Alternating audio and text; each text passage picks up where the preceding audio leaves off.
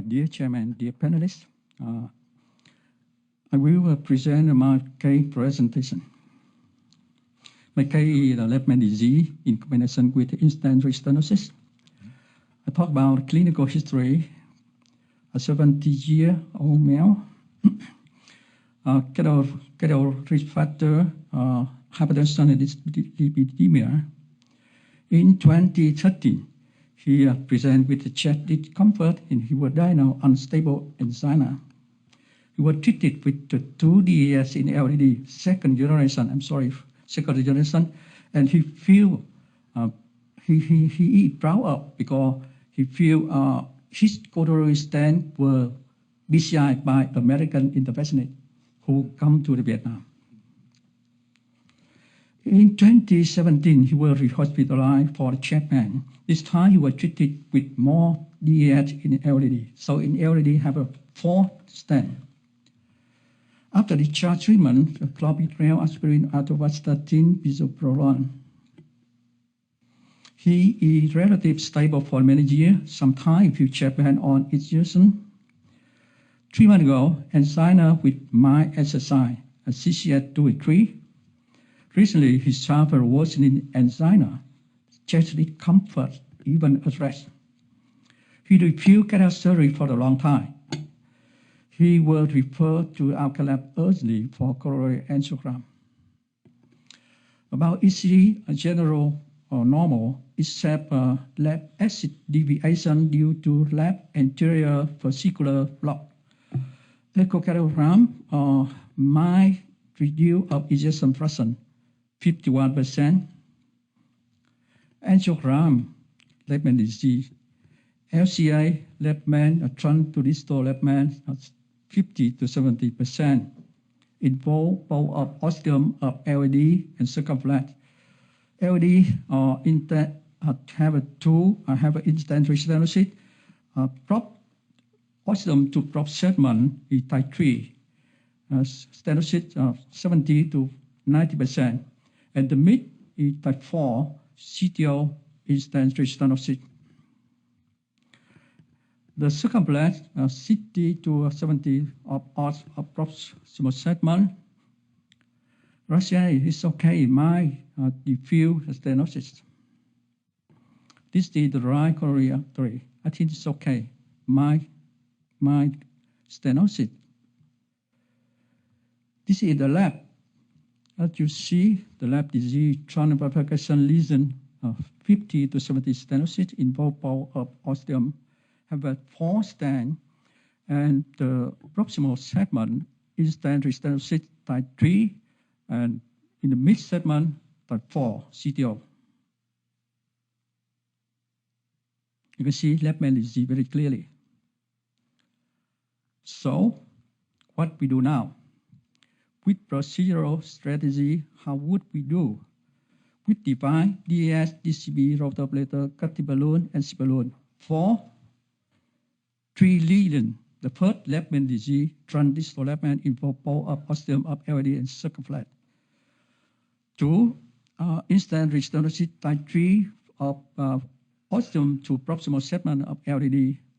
And 3, type 4, CTO of the mid of LAD. I'd like to hear some opinions, some suggestions from panelists and audience. Dr. Quang or Dr. Kumar? I think maybe patient review with CABG, but CABG should be considered first. Because patient got quite a lot of stent in the OAD. You can accuse CABG because the stent already very long downstream, so the normal path to make the graft is limited. However, I think that in this situation, patient refuse CABG and then PCI is the last choice. And in this situation, I think that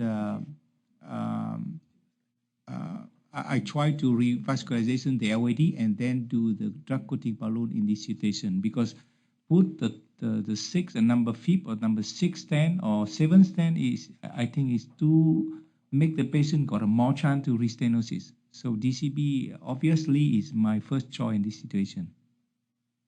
And do you do the PCI to the CTO? Yes, because if we don't open the CTO, then the chance restenosis is quite high. So I think that I try to open the CTO of the stand first, and then we do the DCB. If I cannot open the CTO, then I will stop at this point. Thank you. If you were to choose the DCB strategy, would you just DCB the ISR segments and then stent the non-stented, like the left main and the osteocirc are not previously stented? Or would you just try to completely use DCBs for the entire coronary circulation on the left side? I think that I will cover the non-stent by stent first, and use the drug coating balloon for the other part. Okay, I see. Okay. Dr. Kumar, any thoughts? Very difficult scenario. There's a lot of stents in there.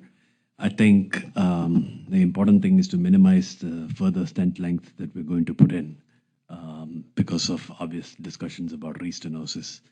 I am concerned about the ostium of the circ here because this is a true bifurcation lesion as to how that's going to turn out. But it's probably reasonable to think about a DCB-only strategy here. Not that I have done plenty of these, but I'm sure that it'll happen in the future years. Yeah. Any comments from the audience, quickly? Yes.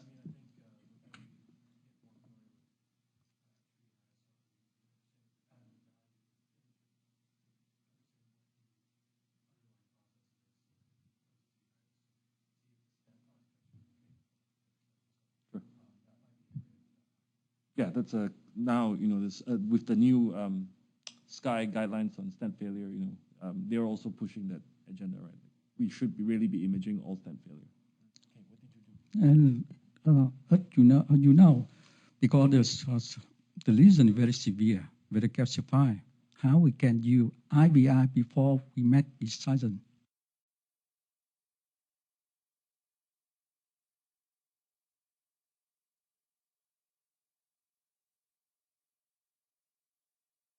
So now I present how would I treat this case. This patient have two main reasons. The first, severe left main disease. As you recommend, we should use IVI to assess the severity characteristic of lesion to choose appropriate strategy. Of course, after some plug modification, we should use NC balloon or cut balloon. My plan to prefer two-stent strategy because very severe calcified of the distal left main involved to ostium pole of LD in circumflex. The second, severe instant restenosis LD, 4 stent, instant restenosis type 3, long diffuse, severe neoplaque, proximal mid-segment and CTO of mid-segment LD. Of course, we try to use either if I can open, and we try to open. So I try to open the CTO. This because I have just only 4 minutes. Very difficult. Due to very heavy to present PCI of left main disease in combination with instant restenosis. So I present summary. The IVERS, of course, after some balloon pre-dilatation, is the IVERS of the left main that you see, the distal left main, very calcified stenosis, distal left main. And this is the ostium of LAD. You can see calcified, very diffuse lesion. And the proximal S of a stand of LAD, you can see under expansion and with the neoplaque severe. This is proximal segment. Proximal segment, you can see there are some picture. You can see a multi-layer, 2-layer, 3-layer of stand. And my strategy follow the algorithm treatment of instant restenosis. First, we should use IVI to assess the mechanism of instant restenosis. We have two mechanisms. The first, mechanical mechanism, the second biological mechanism. Mechanical mechanism is stand on the side under expansion mandible strut. Biological mechanism, intima hyperplasia, neoplaque, neocalcified plaque, look like my case. If mechanical mechanism, we use the high pressure non-compliant balloon. If biological mechanism, you use cutting balloon, scoring balloon, and balloon, so on. After we do blood pressure, it's very important to assess again. If the residual stenosis less than 30% and the no dissection flow limiting type A or type B, we can use DCB. If we have the residual stenosis greater than 30% or we have a flow limiting dissection, we should use DF. So, summarize what I do. The first, we try to do a measurement of LD instantaneous stenosis. Of course, look like recommend from Dr. Wang. We try to widen the residual LD instantaneous 4 with the Gaia second. And in case we widen Gaia second across successfully, then we do plug modification LD installations with answer balloon, cutting balloon, OBN balloon high pressure. Very important for us to show under expansion. I think in America you have an IV lithotripsy, but in our country, no IV lithotripsy. If we don't show under expansion, the patient cannot, after 1 month, he come back. Then we use DCB to treat instant stenosis, to prevent recurrent stenosis, and to avoid multi-layer stent. Here the picture, balloon, balloon, balloon, only balloon. This is the result. Before PCI, after PCI. I think it's good. Before PCI,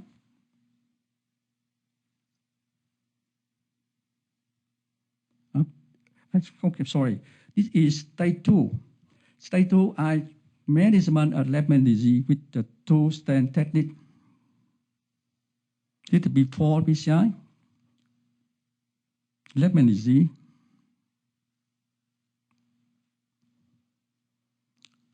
The first stent of ostium proximal circumflex. The second stent from Lehman to LD. And the last result.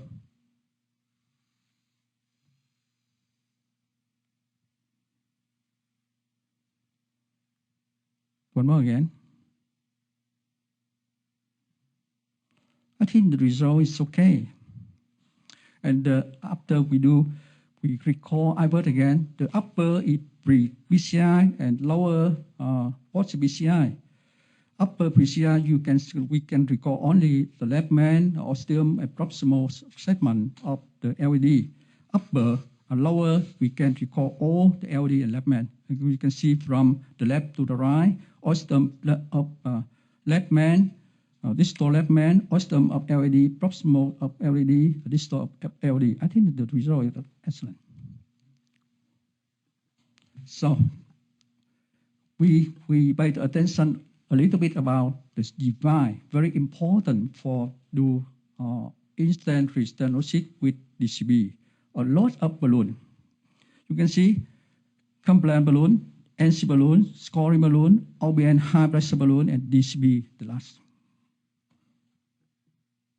And that's her message. In daily practice nowadays, interventional cardiologists encounter a considerable amount of repeat revascularization. IVERT OCT can provide useful and important information, look like mechanism of instant restenosis to guide the treatment decision. DCB is a simple and effective alternate for DES and instant restenosis to avoid repeat instant restenosis with stent multilayer.